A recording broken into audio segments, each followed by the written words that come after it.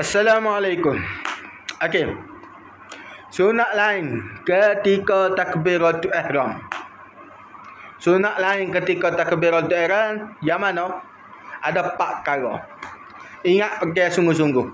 Ingat pegang ni.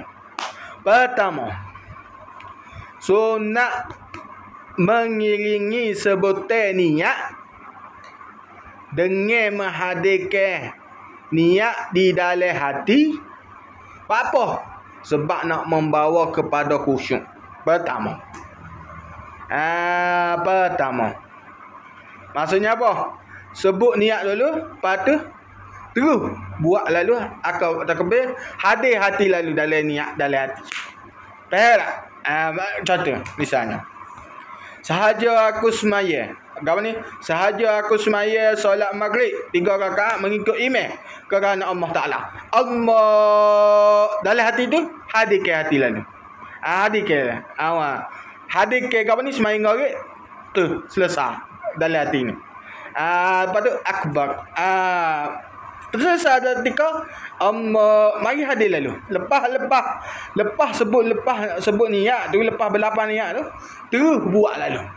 Terus akan takbir lalu dengan menghadirkan niat dalam hati tu. Faham tak? Yang kedua mana? Sunat lain ketika takbiratul ihram. Yang kedua, mematikan roh pada akbar. Mematikan roh pada akbar.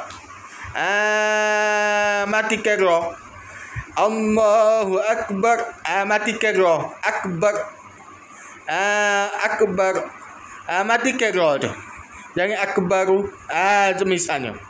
Jangan hidupkan akbar tu. Roh tu jangan hidupkan. Matikan roh. Sunat tu. Yang ketiga, sunat lain, iaitu untuk apa? Sunat apa ni? Bertujuan untuk takbiratul ihram, bukan benda lain. Bertujuan untuk takbiratul ihram. Tu.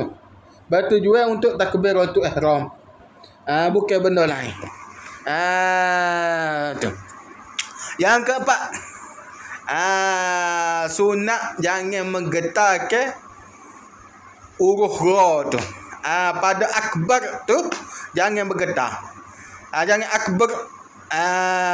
Biar mati ke statik lalu. Akbar. Tu. Dapat satu tak? Dapat satu. Alhamdulillah.